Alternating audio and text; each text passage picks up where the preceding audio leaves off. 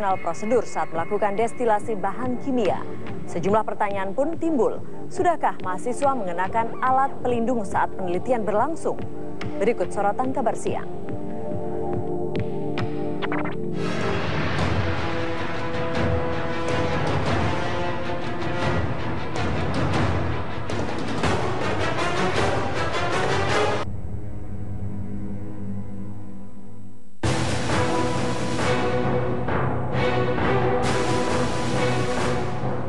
Senin 16 Maret 2015, sekitar pukul 10:30 pagi itu menjadi mimpi buruk bagi mahasiswa farmasi Universitas Indonesia.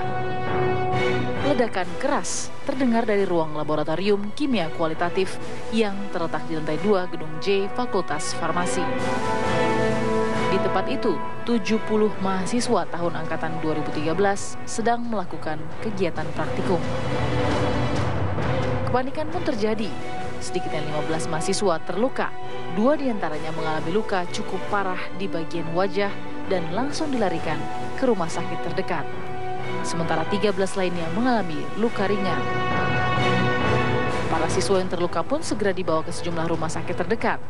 Pihak kampus mengakui adanya kesalahan mahasiswa yang tidak mengikuti standar operasional prosedur.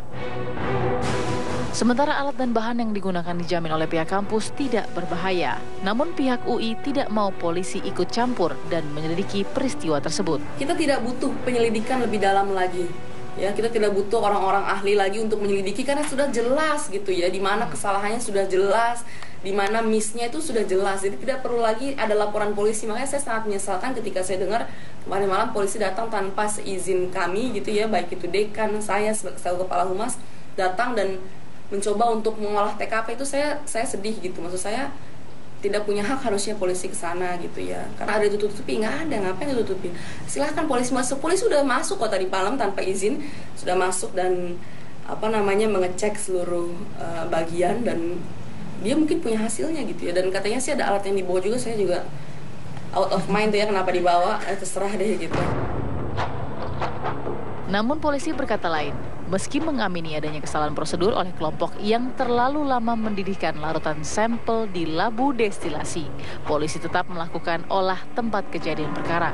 Kita setelah mendapat informasi, kita mendatangi TKP di laboratorium UI untuk Fakultas Farmasi.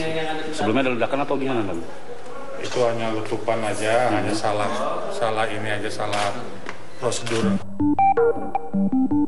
Pagi itu merupakan waktu bagi kegiatan perkuliahan praktikum yang diikuti 3 dosen, 1 laboran, 3 asisten laboran, seorang teknisi, dan 70 mahasiswa.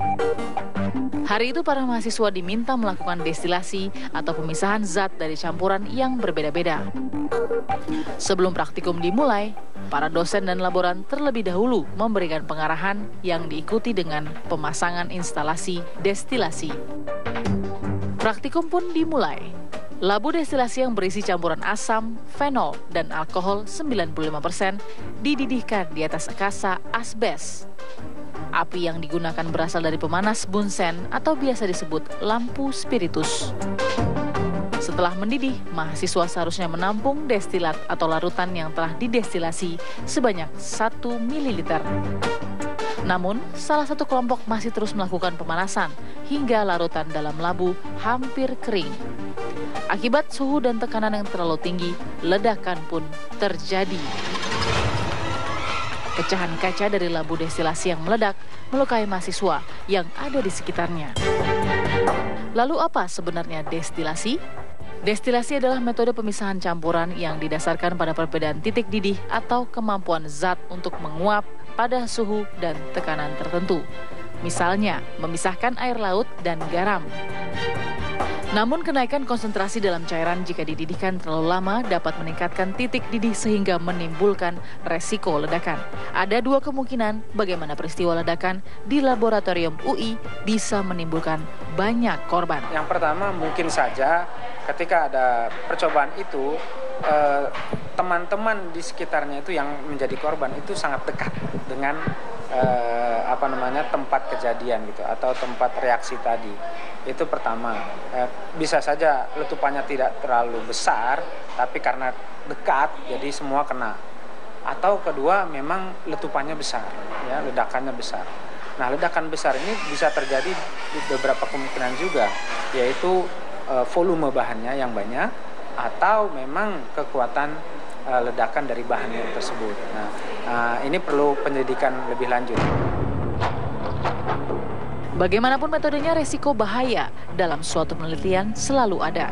Untuk itu diperlukan identifikasi resiko yang tepat dan antisipasi dengan menggunakan alat pelindung. Yang pertama kita harus tahu sifat bahan tersebut. Ya, berbahayanya seperti apa?